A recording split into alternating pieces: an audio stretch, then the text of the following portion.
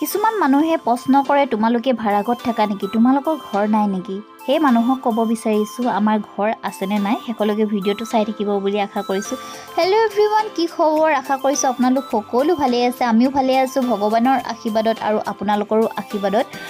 ভাড়াঘৰেই হওক বা নিজৰ ঘৰেই হওক, ভগৱানে সকলোকে এটাই আশীৰ্বাদ কৰিছে বা আমাকো আশীৰ্বাদ কৰিছে যে আমি তিনি টাইম তিনিমুঠি খাই ভাড়াঘৰ এটাত থাকিছোঁ, বৰষুণ পৰা নাই, ৰ'দ দিয়া নাই। কিছুমান এনেকুৱা মানুহ আছে আপোনালোকে নিশ্চয় দেখিছে যোন মানুহৰ থাকিবলৈ এডোখৰ জেগা নাই, ভাড়াঘৰ এটা ল'বলৈ শক্তি নাই, তেনেকুৱা মানুহ আমি দেখিছোঁ।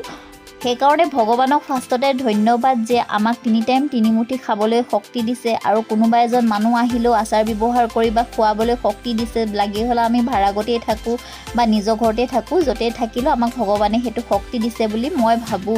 মোৰ যোনটো ভবা কথা হয় সেইটো মই আপোনালোকক কৈছোঁ।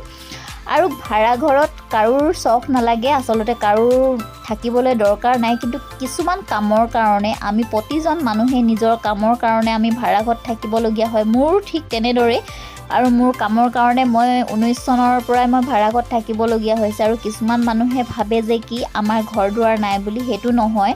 ঘৰ দুৱাৰ থাকিও নিজৰ পৰিয়ালৰ পৰা যেতিয়া মানুহে দূৰত থাকে সেই মানুহে গম পাব যে নিজৰ পৰিয়ালৰ লগত থাকিব নোৱাৰে, সময় কটাব নোৱাৰে। ভাড়াঘৰত থাকি এজনী ছোৱালী কিমান কষ্ট কৰি অকলে অকলে ডাঙৰ কৰিব লাগে সেইখিনি যোনে থাকে সিহঁতিহে গম পাব আৰু বেলেগ মানুহে গম নাপাব।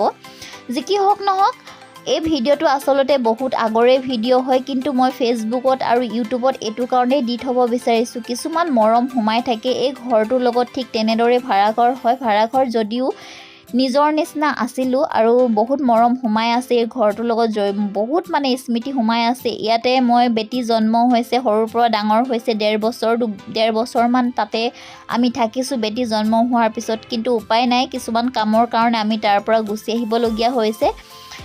সেইকাৰণে দি থ'ব বিচাৰিছোঁ, দি থ'লে থাকি যাব আৰু বেটিও পিছত চাব পাৰিব। আৰু কিছুমান কথা আছে গম পাইছে ন, দেখি শিকে, ঠেকি শিকে, লেখি শিকে বুলি কথা এষাৰ আছে। ঠিক তেনেদৰে সৰুৰ পৰাই যিটো শিক্ষা দিব বিচাৰিছোঁ বেটিক, মই যিমানখিনি পাৰোঁ দিবলৈ, মাক যিহেতু বহুতখিনি শিক্ষা দিবলৈ আৰু বাকী আছে আৰু দিব লাগিব।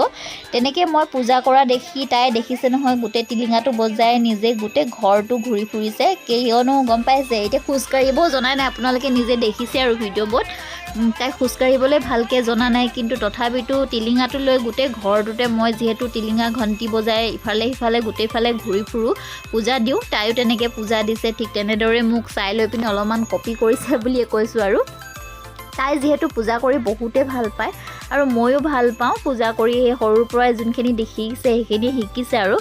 আৰু এইবিলাক দি থ'বলৈ এইটো কাৰণেই বিচাৰিছোঁ, তাই ডাঙৰ হ'লে ক'ব মই এনেকুৱা আছিলোঁ নে। আৰু মোবাইলৰ কোনো গেৰেণ্টি নাই, আজি আছে মোবাইল কাইলৈ বেয়া হৈ যাব পাৰে, কিন্তু ইউটিউবত দি থ'লে বা ফেচবুকত দি থ'লে আমাৰ থাকি যাব।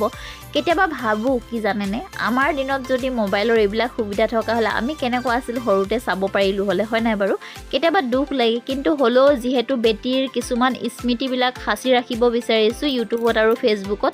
ইমান যে ভাল এটা সুবিধা হৈছে আমাৰ কাৰণে আজিকালি, যে ইউটিউবতো ভিডিঅ' দিব পাৰোঁ বা ফেচবুকতো দি থ'লে পিছলৈ আমি নাথাকিলেও চাব পাৰিব, আমাৰ ল'ৰা ছোৱালীয়ে চাব পাৰিব বা আমাৰ বহুত পিছত চাব পাৰিব, বহুত মানুহে জানিব পাৰিব। সেইকাৰণে ভাল লাগে। আৰু তেনেকৈ সন্ধিয়া সময়ত পূজা দি ল'লোঁ, কথা কওঁতে ওলাই যায়, বহুত কথা ওলাই যায় আৰু দেখিছে ন। আৰু কোনোবা ল'ৰা ছোৱালীয়েতো মাকক পূজা কৰিবও নিদিয়ে, আৰু কিছুমানে কয় মই পূজা কৰিবলৈ সময়ে নাপাওঁ, মোৰ সৰু বাচ্ছা আছে, কিন্তু সেইটো কথা নহয়, নিজৰ মনৰ কথা। আমি যদি সময় উলিয়াই লৈ পিনি, ভগৱানে যিহেতু আমাক দিছে ভালকৈ থাকিবৰ কাৰণে, আমি ভগৱানৰ কাৰণে অলপমান সময় উলিয়াব লাগে বুলি মই ভাবোঁ। ভিডিঅ'বিলাক কেনেকুৱা পালে কমেণ্ট কৰি জনাব। আৰু আপোনালোকে নতুনকৈ যদি কোনোবাই মোৰ ইউটিউব চেনেলত চাই আছে তেনেহ'লে ছাবস্ক্ৰাইব কৰি দিব, আৰু কোনোবাই যদি ফেচবুক পেজত চাই আছে ফ'ল' কৰিবলৈ নাপাহৰিব। ভিডিঅ'টো শেষলৈকে চোৱাৰ বাবে বহুত বহুত ধন্যবাদ। আজিলৈ আহিম, বাই, ৰাধে ৰাধে।